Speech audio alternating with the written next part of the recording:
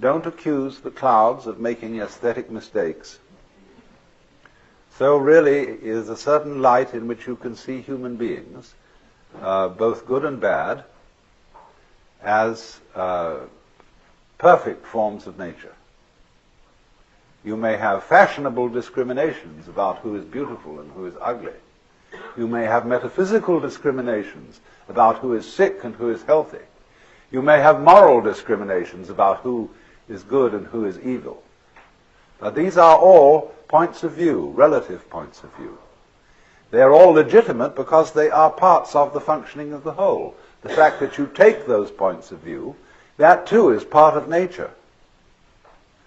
But a skillful person lives on two levels at once. You live basically on the level where you know there are no mistakes.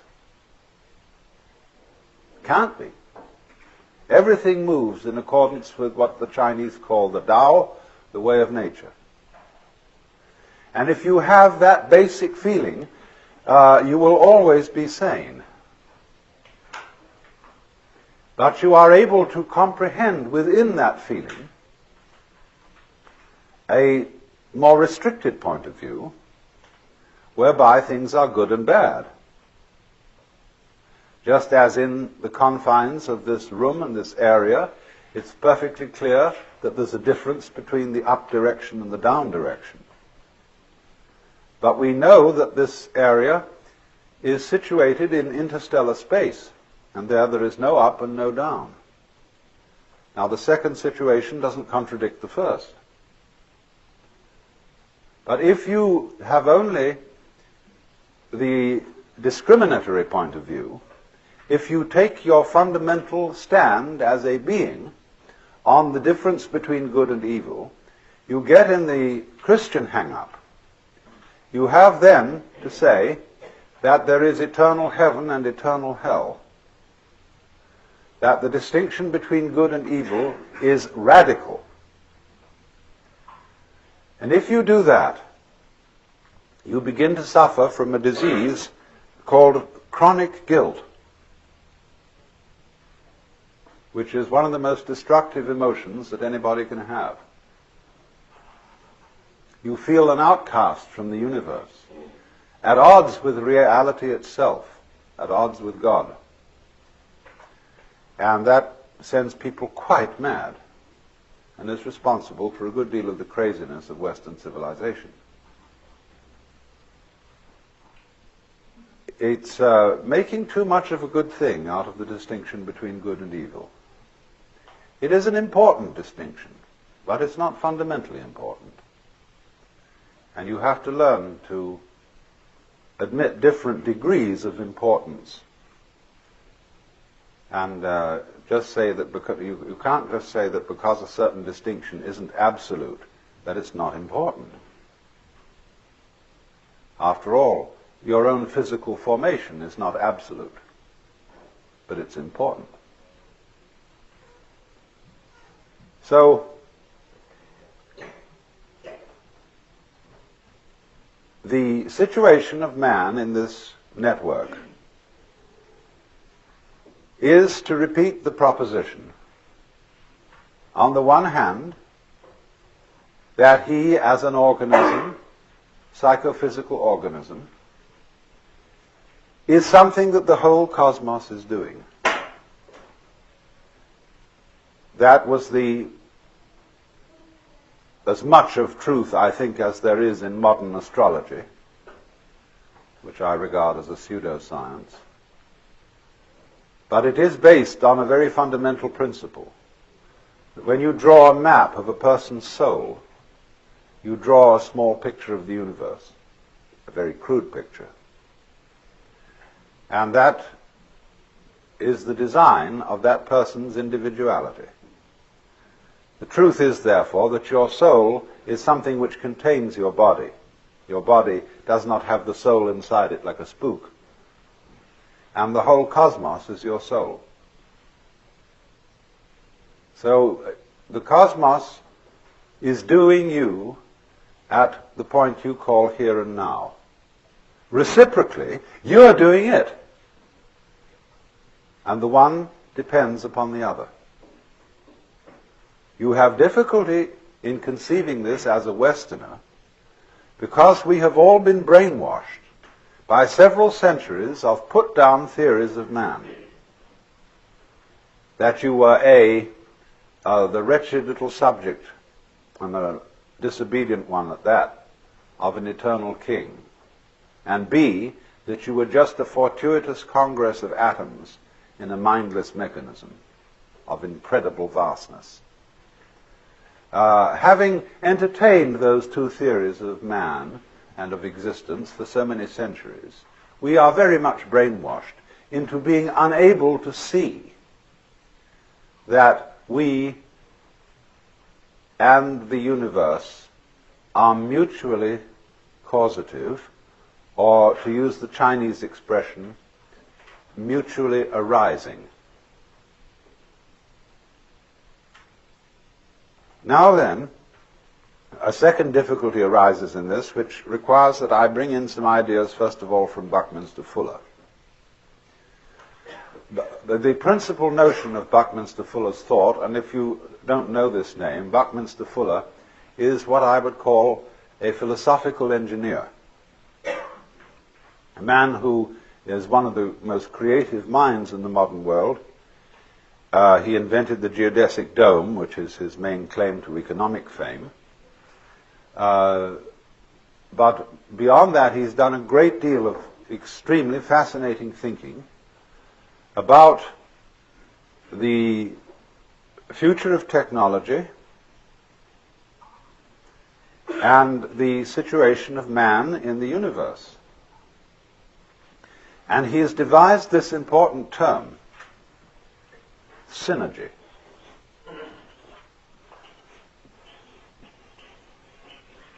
Coming from the Greek, syn, with, ergos, work.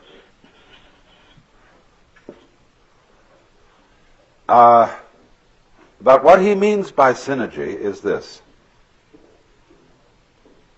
that every complex organism has as a whole an intelligence greater than any one of its parts.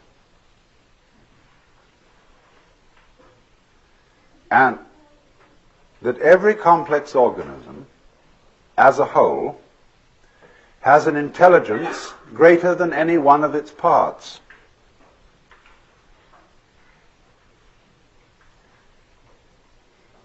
This again is a difficult idea to swallow, because he applies it to technology in this way. He is saying that the industrial natural complex in which we live is something that is going in a certain direction on its own, whether you like it or not. And that it is able to organize your behavior in a more intelligent way than you can organize it. And he believes, therefore, that the increasing complexity of the industrial complex will of itself, say, outlaw such lunacy as war. It will make it impossible.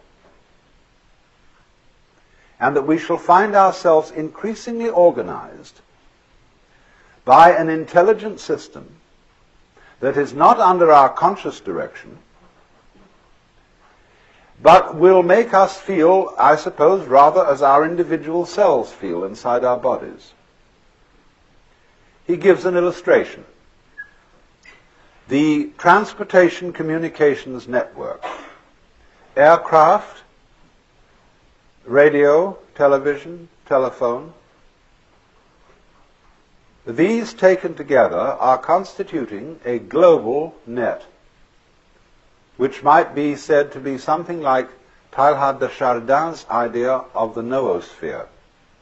I hope you all read Teilhard de Chardin, the famous Jesuit theologian who wrote the best of his books is The Phenomenon of Man.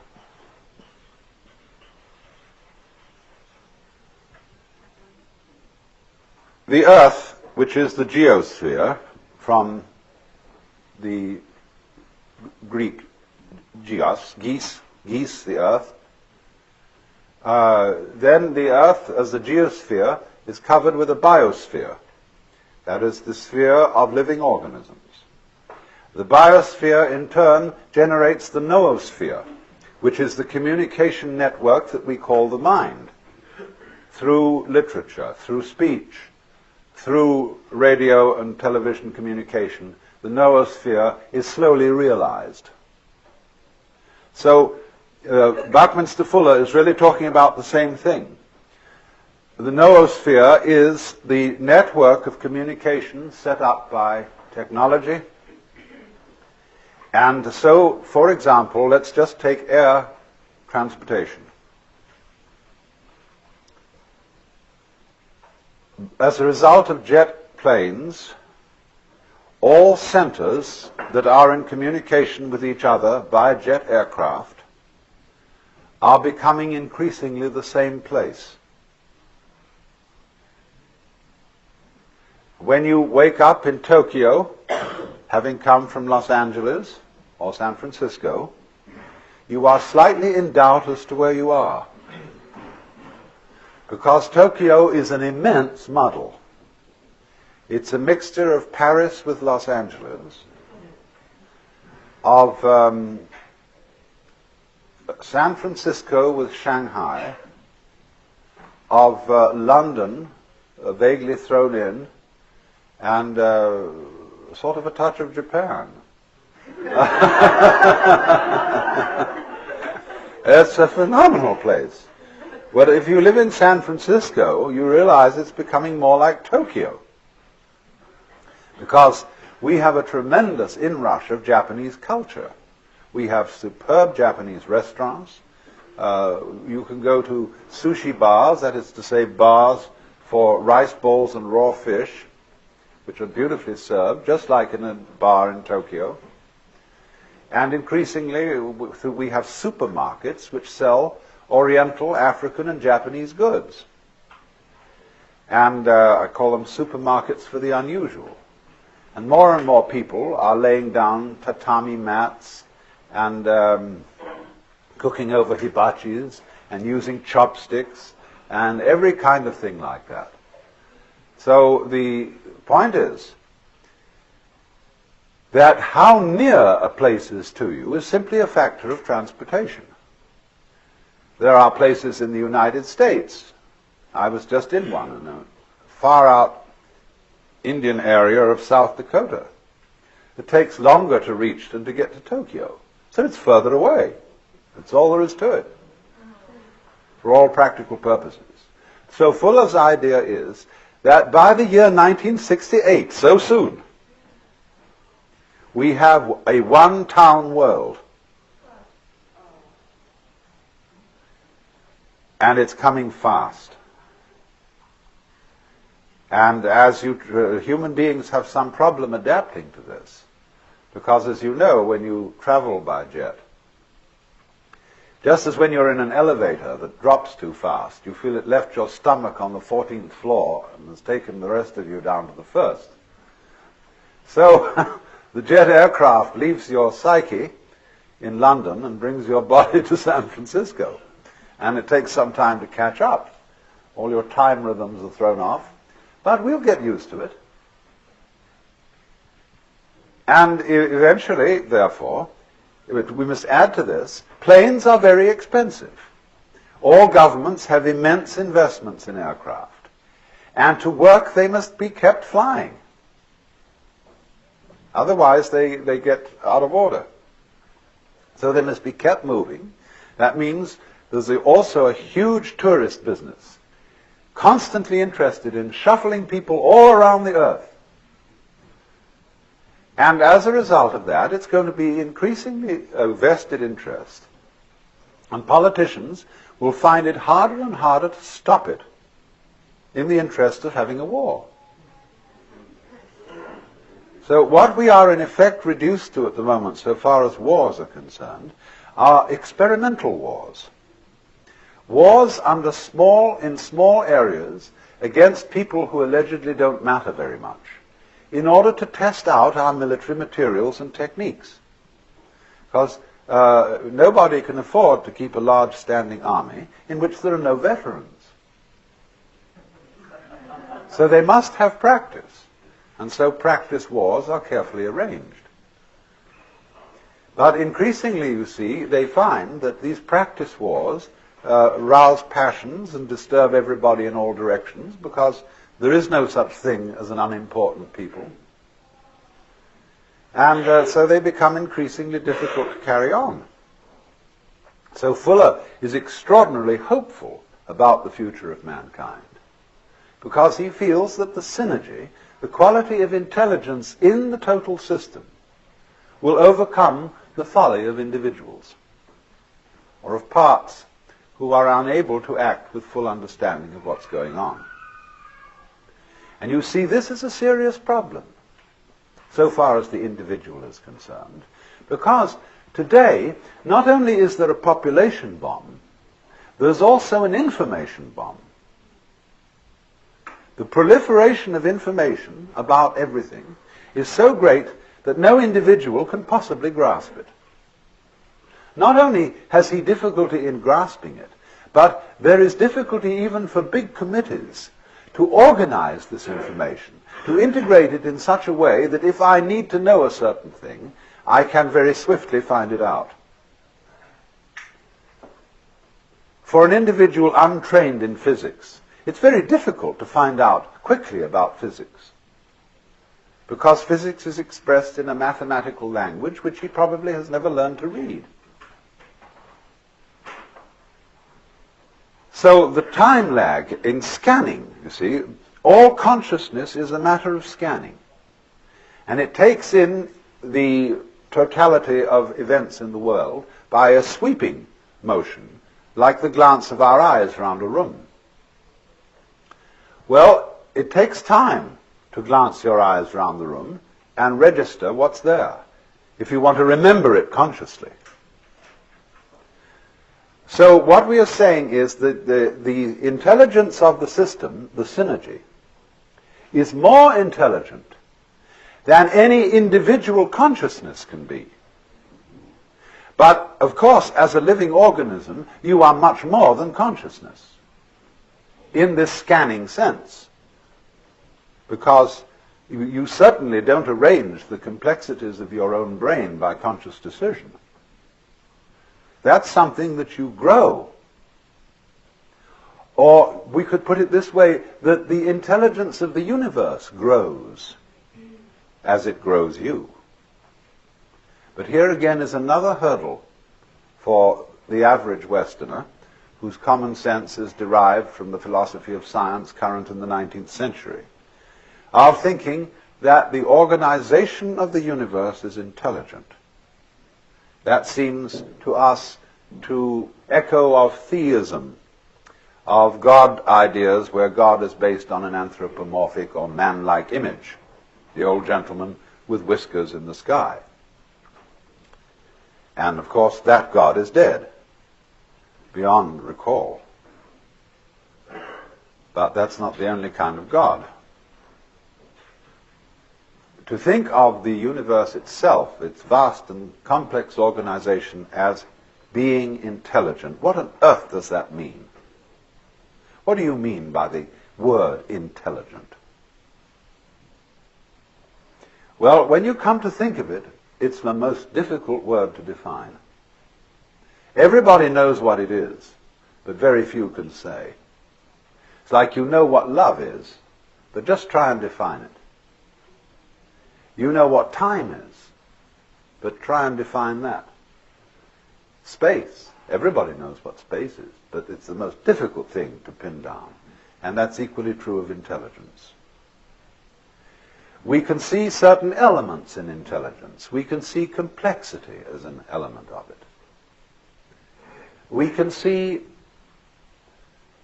complexity as what we call an orderly arrangement of different clusters of complexity.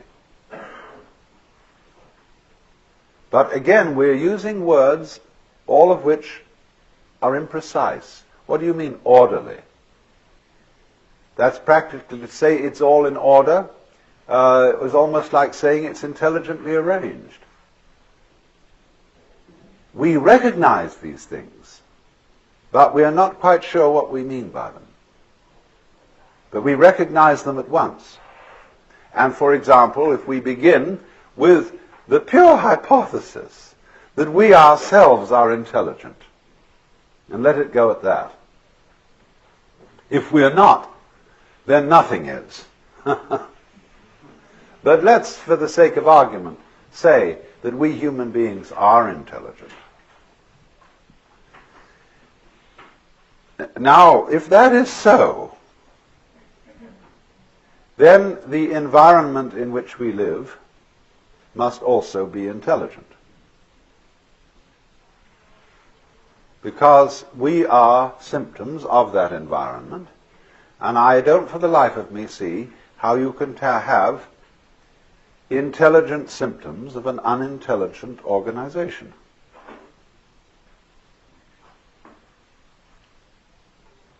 We belong in this world. We didn't arrive here from somewhere else. We're not tourists in the universe. We're expressions of it. Like branches express the tree, or fruit express the tree. And so you will not find an intelligent organism living in an unintelligent environment. That is to say, the environment in which you live will be a system of mutual cooperation between a vast complexity of different kinds of organisms. And the total balance of that makes your life possible. In other words, human life goes with, as front goes with back, an extremely complex bacteriological world, which sometimes diseases us, but most of the time assists us by its colonies, its societies, its methods of reproduction. All these complex interrelations are the which, without which not, the sine qua non of there being blood and veins and bones and intestines and all that kind of thing. That's only the bacteriological world. In addition to that, there's a world of insects, which is tremendously important to us. But the insects are extremely clever. And if you talk to a good entomologist, he will scare the wits out of you, because he will show you the most conclusive reasons why insects should ultimately take the whole planet over. Fortunately, we are not absolutely abominated by flies, because we have lots of spiders. And we have birds. And so birds and insects are mutually necessary to each other. And especially flowers and insects have an arrangement with each other whereby one could say of flowers and bees that although they look very different, they are one and the same organism. Flowers perfume and color. Bees buzz and fly around. But you can't have the flowers without the bees, and you can't have the bees without the flowers. And so you can think through relationships between every conceivable kind of organism, into which you must add things like atmosphere qualities, gas content of atmosphere, on and on and on, until you suddenly realize that what you call your mind and intelligence and your very brain and body is utterly involved with this network of other kinds of organisms existing at a special temperature in certain gases, which could only be found in certain kinds of solar system. Now then, seeing that should give every technologist pause. Because you can't go running into that situation with penicillin and DDT unless you know very well when to stop. Unless you can be very discriminating, just what surplus of insects you want to get rid of, without killing the other ones that are important. How to give penicillin without destroying all the stomach flora, and having to build them up again with acidophilus and stuff. So, this is why in the Taoist Chinese view of nature and the relation of nature to human politics, they set as fundamental the principle called Wu Wei,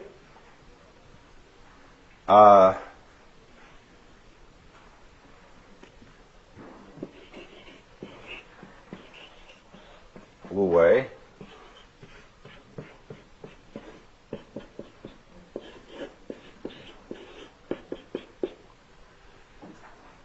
which means non-interference. Not quite what we mean by laissez-faire, but rather close to it. That is to say, when you act upon nature, and you can't help but interfere. There is no way of isolating yourself from the world. Every time you breathe, you interfere with something. See? But the art of Wu Wei is that when you interfere, endeavor to do so by going with the grain of things. In other words, if you want to split wood, split it with the grain. Don't try to split it across the grain. And likewise, when you want to pick a fight, don't use violence, but use the other person's violence to bring about his downfall. That's judo. And that judo is applied Wu Wei. Sailing is Wu Wei. As distinct from rowing, which isn't. So then, the Taoists, you see, recognized that there is this universal organism. And they thought of the cosmos as a great organism without a boss. There is no one in Chinese philosophy making the world happening or ordering it. There is no, as it were, central principle in the middle which sends out commands to all the subordinate parts. But rather, that the thing organizes itself. Their word for nature being Ziran, meaning what is so of itself. So they saw the whole cosmos as a self-regulating organism, and they further saw that the individual is not merely a part of that organism. He is an expression of the whole thing. And the whole depends upon this expression, just as much as the expression depends upon it. And that was the principle of mutual interpenetration, which is called it's more familiarly known by its Japanese name, Jijimuge. The principle of the network. Between thing event and thing event, there is no obstruction.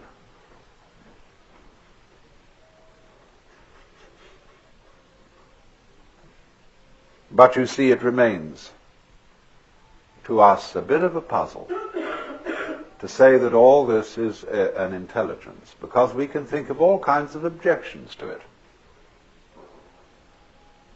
We can think, if by some conscious science we were able to construct the universe, we would do it a little differently.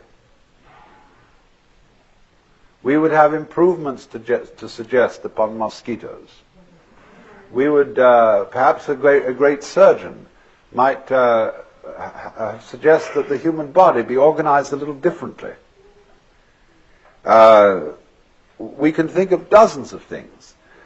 But you find the curious thing is this. When you try to think out carefully how to improve the world,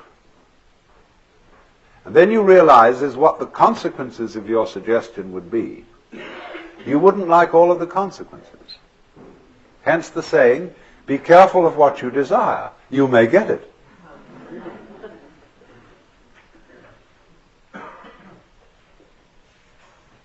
And then one invites the individual, and this is one of the great things to do, to suggest another kind of universe. What kind of universe would you design if you were God? And I recommend, I'm not going to go into this because it's a long story, but I thoroughly recommend it as an exercise in thought. Model your own universe and see what comes out of it. Because I can only tell you that you will eventually discover that you will model this one.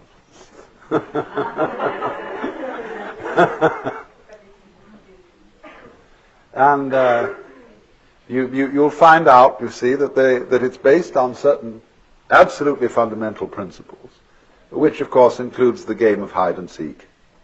Now you see it, now you don't, which is vibration, which is the same thing as energy. You've got to begin with that. But once you start with that, it implies the rest. Because all that we see around us is just a fantastic combination of black and white elements, of what the Chinese call the yin and the yang, the negative and positive forces. And it all leads to this, but in an incredible dance. So then, you have difficulty, though, of course, in seeing the world as an organism, because when you look out at the stars, you are in roughly the same situation or relationship to what you are seeing as when a physicist studies the constitution of the atom. He will make a map of the behavior of the nucleus, in which there will be various rotating particles or wavicles. And you will see something which looks like a mathematical design and doesn't look like an organism. Because we expect an organism to be a kind of gooey thing with blood and flesh and wriggles and so on. So if you looked only through the microscope, you wouldn't see the organism. Well, when we look out at the rest of the universe, we are, as it were, sitting down on one of those electrons, looking through a microscope at the rest of it.